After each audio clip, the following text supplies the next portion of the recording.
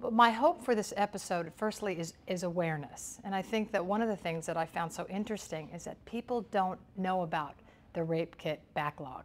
People don't understand about untested rape kits. So the first thing is awareness. And people, I was so horrified when I found out, hold on, so you're telling me that a person is raped, some horrible, terrible, traumatic, devastating violation that happens in their life, that is a life-altering experience. And then you're saying to me that they go and they agree to get this horrible, invasive, painful, re-traumatizing test, and then you're not even going to test it? You're not even giving the person a chance at justice? You're not even going to try to catch the person that did this when we have the means to do it? I think people don't know that. I think people assume if I have a rape kit done, well, of course they test it. Why wouldn't they? That's why they took it. That's why they made me sit through a 4 to 6 hour exam. Of course they're going to test it. We're going to find the guy. I mean, DNA technology, that's, groundbreaking. This has changed how we find perpetrators. Oh yes, it has changed how we find perpetrators. And that's why what's so exciting is that New York State has done this. There are 16,000 untested rape kits sitting on a shelf, and they came in there and said, this is unacceptable, and they found the means and they did it, and now it's done. And in New York now, every single rape kit is tested.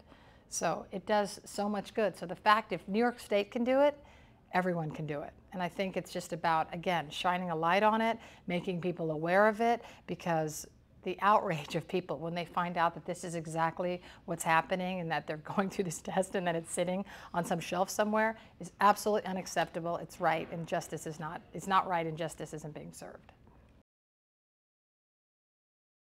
The fact that 1 in 4 women is sexually assaulted at one point of their life, you have to look around a room, and if there's 4 women in it, what does that say? I think this is something that unfortunately touches so many people, and that's why I think it resonates with people, is that we think about our families, our mothers, our daughters, our sisters, our extended family, anyone, our coworkers. And mostly you think about our children and how can we protect them. But unfortunately, this is an epidemic that goes on in this country. It is something that people haven't wanted to talk about, for good reason. But the fact is, it's time to talk about it. And that's what Joyful Heart is about asking people to turn toward these issues. Is to say, let's shed some light onto this and let's change it. Let's change it, because the only way we're going to change it, the only way we're going to eradicate the backlog is to look at it, deal with it, see what we need to fix it. Otherwise, it's this thing that, that happens to other people, we don't know about it, but the fact is that it's happening to so many of us, and it's hitting home right with our families. Well, Benson, my character is the product of a rape, so I think there's a radar and a sensitivity, and I think she's continually on a path to right a wrong. And with Vicky, Vicky's somebody who's given up, who was afraid of the system. And as we watch the episode, for good reason. There are so many loopholes. And what the statistics are that 80%, if somebody gets raped in our country, you have 1 in 5 chance for there to be an arrest. You have, because most rapes are unreported anyway, so you have a 1 in 5 chance, right? So you have 20%. 20%, if you do everything right, you have 20% chance that there will be an arrest, which means 80% of the perpetrators out there will go unpunished. So you have to say, why should they go? Why should they come forward? Why do a rape kiss? They're never going to catch them anyway. So I think for me and for Benson, it's about an obsession and a protection of helping these women and protecting them and making the system right. And, isn't that the point? To protect each other.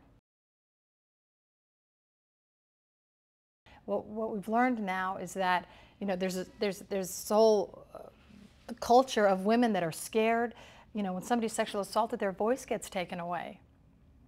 So we have to give people their voices back and support them and nurture and foster the courage to come forward.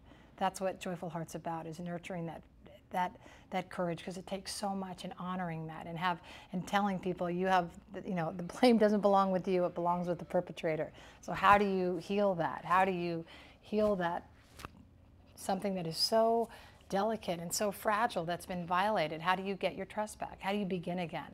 So that's what the foundation's about. And you,